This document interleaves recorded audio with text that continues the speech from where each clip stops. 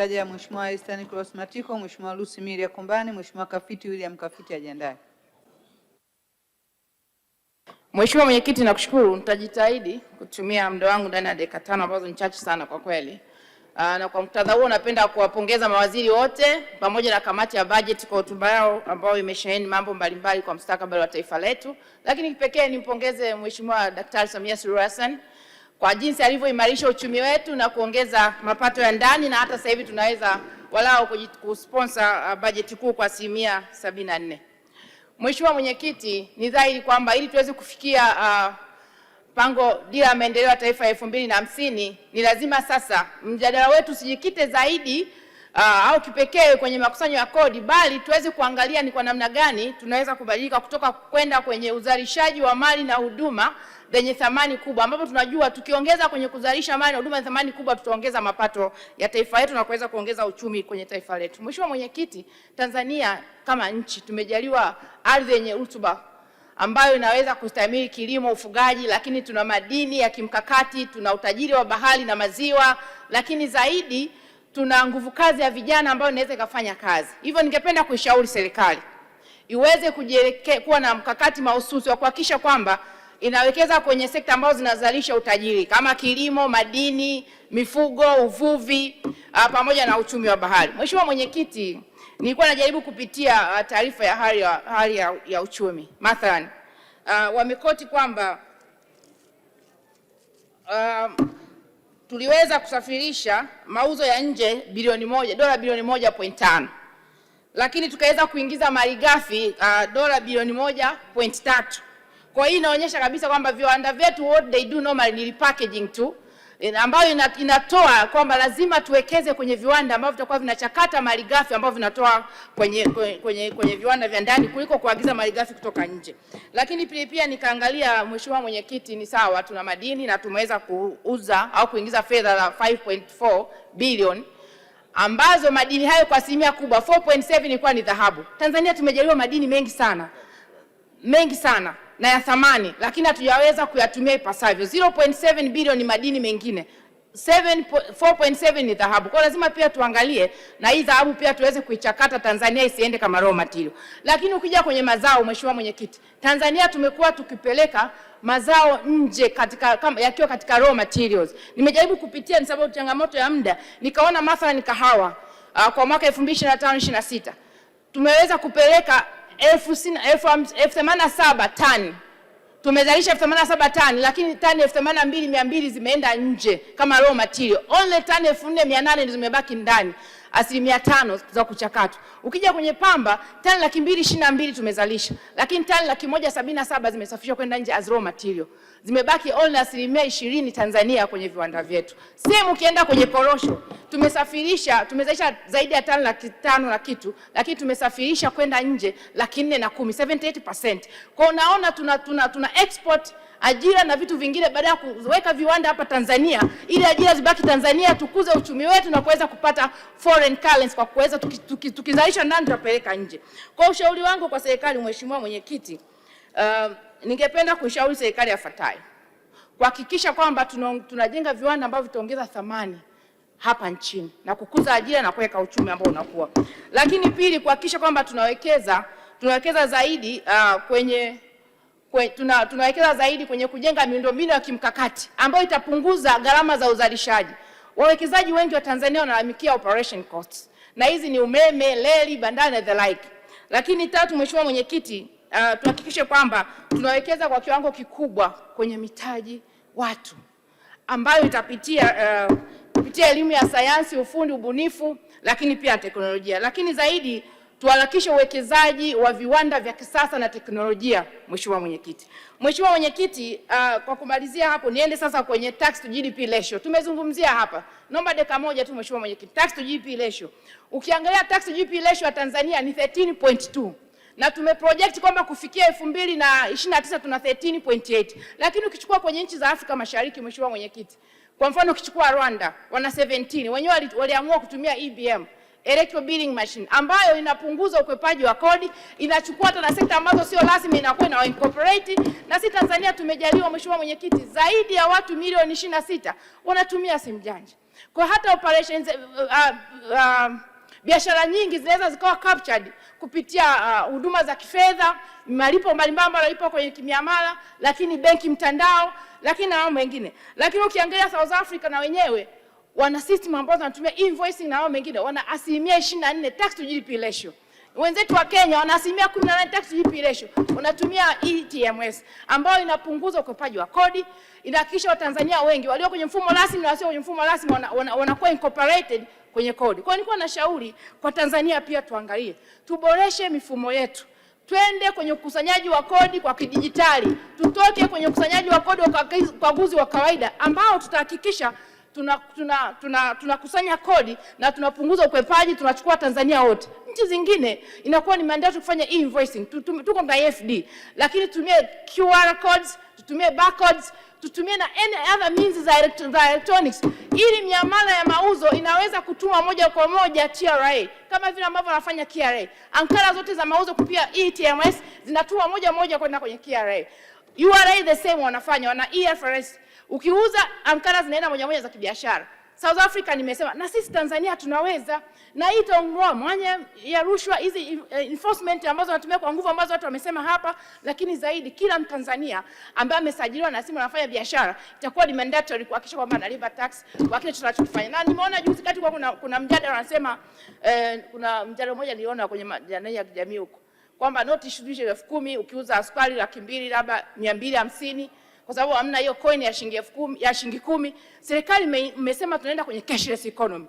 Kama tukitumia miamala yote kufanya kwa fedha, kama hata sukari inauzwa 2,410, ile 10 utalipa kwa muamala wa fedha kuliko cash.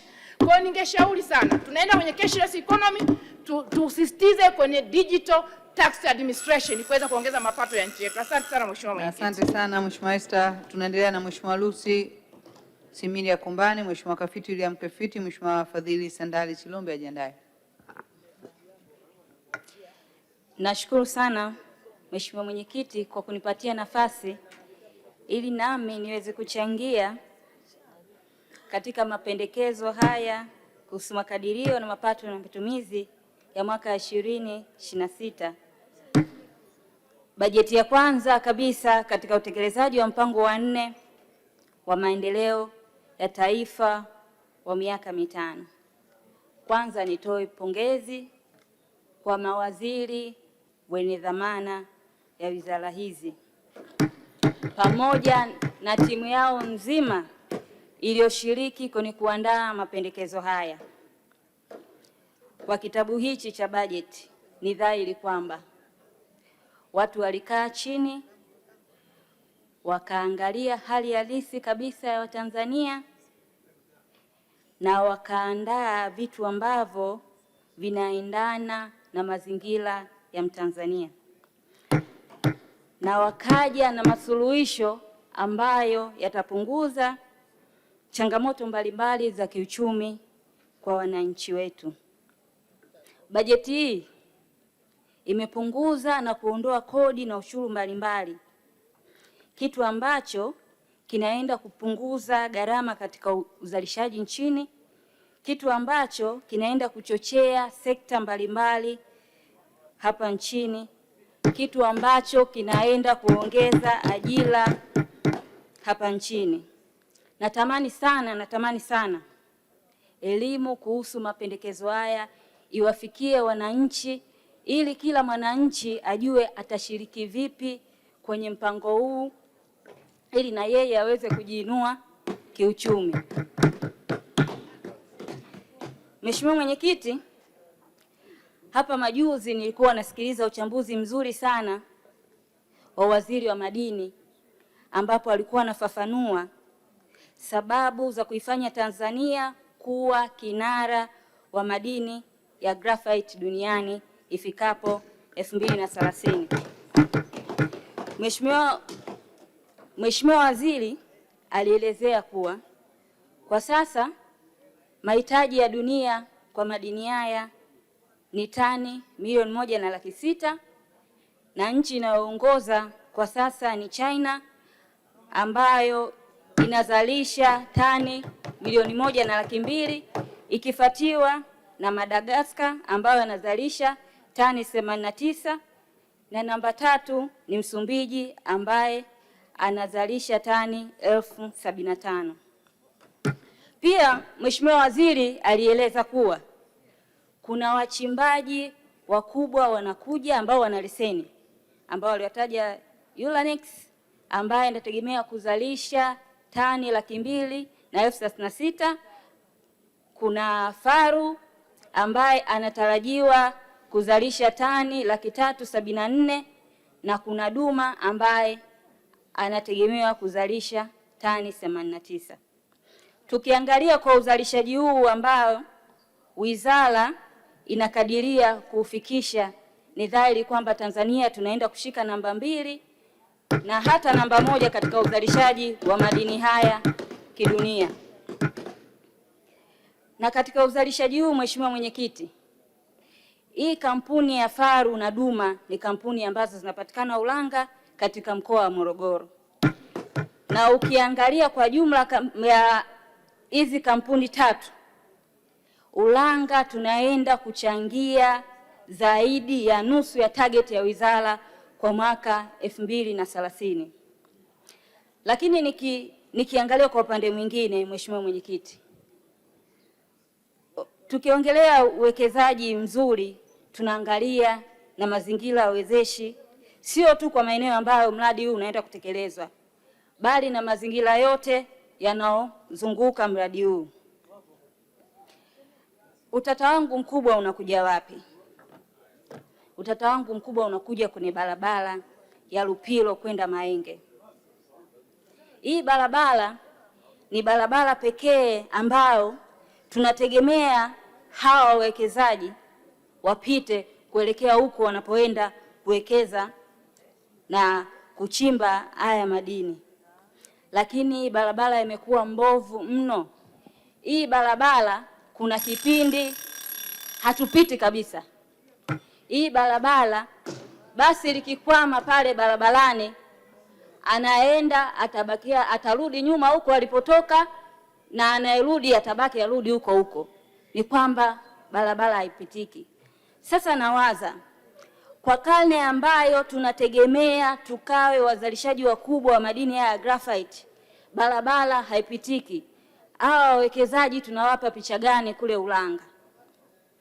Na ni kipande tu cha kilomita 60, ikizidi ni kilomita 70, lakini barabara mbovu mno. Hapa juzi tumeenda na Mwenge, kuna sehemu inabidi ushuke sasa liende gari, watu watembee kwa miguu ndio waende upande wa pili. Sasa yani tunaiweka Ulanga kwenye position gani? Na madini ya Ulanga ambayo tunatoa sio madini hayo tu, tunatoa madini mengi mno. Sasa wananchi kule wanauliza, sisi serikali tumeikosea wapi? Mbona kama madini wanakuja wanachimba, na kuna watu wengine wanahamishwa kabisa maeneo yao waende sehemu nyingine ili uwekezaji ufanyike, na wananchi wanakuwa tayari. Sasa hizi kilomita chache, jamani, inakuwaje? Kwa hiyo tunaomba mtuangalie tunavyoplani kwa ajili ya uwekezaji kwenye madini, mtuangalie zile barabara mnapita na hayo madini, ina maana hamzioni? Tunaomba mtuangalie sana watu wa Ulanga. Kwa kweli ni hali ambayo inasikitisha, na sisi watu wa Ulanga hatutaki ukorofi, hatutaki fujo. Tunaomba mtuangalie katika hilo. Asante sana Mheshimiwa Lucy Kombane. Mheshimiwa Mwenyekiti, naomba niunge mkono hoja. Asante sana Mheshimiwa wabunge, kabla hatujaendelea na mchango wetu, naomba niwatambulishe wageni ambao wapo bungeni muda huu. Kuna wageni wa Mheshimiwa wabunge, wageni watatu: Mheshimiwa Dr. Jafar Rajab Saif, Naibu Waziri Ofisi ya Waziri Mkuu, Tawala za Mikoa na Serikali za Mitaa, TAMISEMI, kutoka Taasisi ya Universal Medical Tourism. Karibuni sana wageni wetu. Wageni wengine ni wageni 15 wa Mheshimiwa Abubakar Ali Omar, wanafunzi wa kada ya uuguzi kutoka Igunga mkoani Tabora. Karibuni sana wageni wetu. Na wageni wengine ni wageni ambao wametembelea bunge kwa ajili ya mafunzo, wageni 132, wanafunzi 132 na walimu 10 wa shule ya awali na msingi ya Martin Luther kutoka jijini Dodoma. Karibuni sana wanafunzi wetu kutoka Martin Luther hapa Dodoma. Wanafunzi wengine ni wanafunzi 88 na walimu 6 wa shule ya sekondari ya Ihsan Islamic kutoka jijini Dar es Salaam. Karibuni sana wanafunzi wetu kutoka shule ya Ihsan Islamic kutoka Dar es Salaam. Waheshimiwa wabunge, tunaendelea na uchangiaji wetu. Nilimtaja Mheshimiwa Kafiti William Kafiti, Injinia Fadhil Chilombe, Mheshimiwa Taskari Sutambuga Jendai. Mheshimiwa Mwenyekiti, asante kwa nafasi hii na mimi nipate muda wa kuchangia bajeti hii ya serikali. Awali ya yote nimshukuru sana Mwenyezi Mungu kwa zawadi ya uhai, lakini vile vile leo ndio mara yangu ya kwanza kuchangia bajeti kuu ya serikali kwa niaba ya wananchi wangu wa jimbo la Ilemela. Niko vizuri kuwawakilisha katika bunge hili. Lakini vile vile nitoe pongezi kwa Mheshimiwa Rais kwa kuendelea kufanya kazi yake vyema.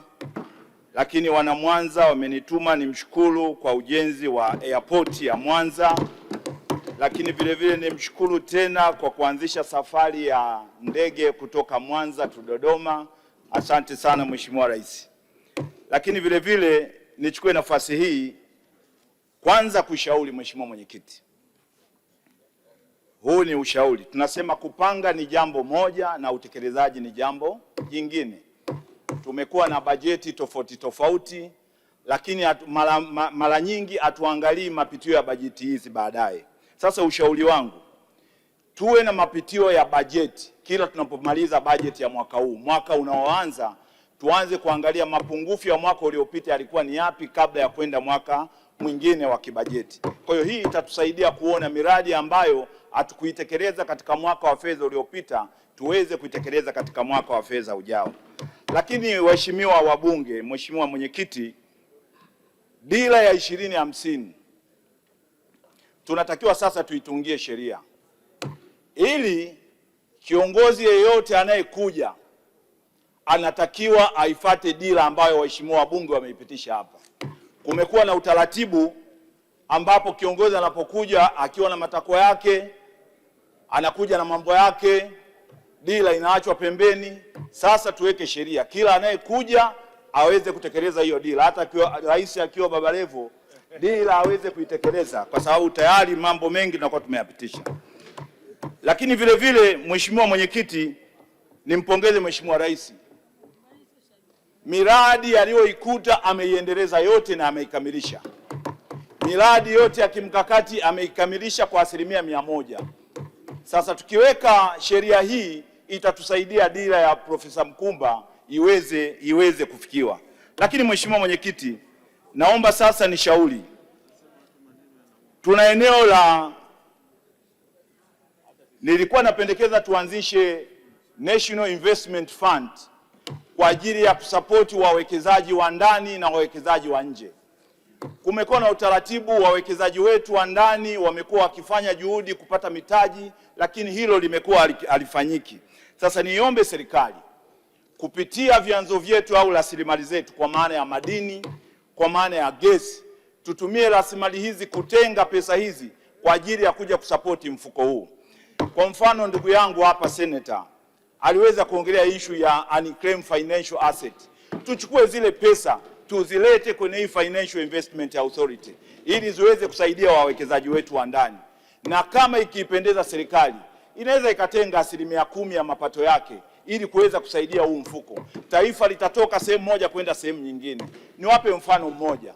Tuchukulie China Investment Corporation. Inawasaidia wananchi wake wa ndani. Mnaona leo Wachina wanakuja kuwekeza huku. Ni wamesaidiwa na serikali yao. Sasa serikali ichukue jukumu hili kuweza kusaidia wawekezaji wetu wa ndani, kuweza kuwapa mitaji badala ya kwenda kwenye commercial bank na kupata riba kubwa.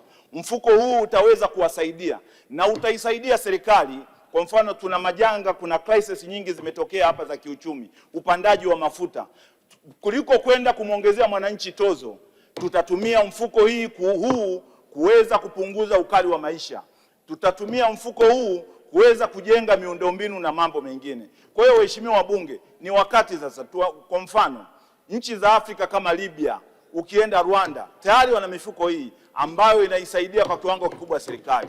Ndugu yangu Senator alieleza kuna issue ya unclaimed financial asset. Kuna pesa nyingi zinapotea huko. Watu wanakufa, pesa hazidaiwi. Tuchukue hayo matrilioni twende tukayaweke huko. Mheshimiwa Mwenyekiti, kwa sababu ya muda, serikali imekuwa tukisema sasa tunakwenda kutumia PPP. Lakini sasa katika hili tuangalie, katika PPP kama nchi tunataka kufanya nini? Niombe Mheshimiwa Mwenyekiti na bunge hili tukufu, tuangalie eneo la kilimo. Twende tukaweke malengo makubwa kwenye PPP katika uzalishaji wa kilimo, ili vijana wetu waweze kupata ajira. Hili litatusaidia kwa kiwango kikubwa. Kwa mfano sasa hivi tuna upungufu wa sukari, tuna upungufu wa mafuta ya alizeti. PPP itusaidie, na kupitia hii National Investment Fund itaweza kuwasaidia wawekezaji wetu hawa waweze kuwekeza katika kilimo na wananchi wetu waweze kuajiriwa. Lakini vile vile PPP tuweke malengo katika PPP. Tunataka viwanda vingapi tuweze kuanzisha, watu wetu waweze kupata ajira. Kwa hiyo tusiimbe tu PPP, ni lazima tuwe na malengo ya pamoja kama taifa, ili tuweze kuwa na uzalishaji ulio bora, nchi iweze kupata mapato. Kwa hiyo tuna maeneo mengi ya uzalishaji, kama nchi tukiweza kuyatumia vizuri tutaweza kupiga hatua. Lakini kuna issue ya infrastructure, tutumie hawa PPP. Sasa bila kuwa na National Investment Fund hatuwezi kutekeleza hii PPP. Ni lazima serikali, Mheshimiwa Waziri, wakati unakuja hapa kwa ajili ya mahitimisho, tunaomba utusaidie swala hili liweze kukamilika. Mwisho Mwenyekiti, ni eneo la bima. Malengo yetu kama wabunge ni kuisaidia serikali na kuona ni namna gani na maeneo gani tunaweza kuyatumia ili serikali iweze kuongeza mapato. Kuna eneo la bima. Mheshimiwa Waziri aliweza kuongelea hapa kwamba moja ya sekta zilizochangia mapato makubwa ni sekta ya bima. Na mimi waheshimiwa wabunge, naomba ni declare interest. Mimi ni balozi wa bima nchini. Kwa hiyo niombe sana, kuna hizi regulation ambazo zitakazosaidia serikali kuongeza mapato. Kwa mfano, kuna issue ya kuongeza wigo wa bima kwenye commercial building, kwenye public market pamoja na imported goods. Serikali ikiweka mkazo katika hili, ninaamini nchi itapiga hatua kutoka sehemu moja kwenda sehemu nyingine. Kwa hiyo waheshimiwa wabunge, niwaombe sana kwa kiwango kikubwa, tuendelee kuisupport serikali, tuendelee kusapoti mpango huu ili nchi iweze kuwa na manufaa makubwa. Mheshimiwa Mwenyekiti, baada ya kusema hayo, naunga mkono hoja. Asanteni sana. Asante sana. Nimtaja Mheshimiwa Engineer Fadhili Sandali Chilombe.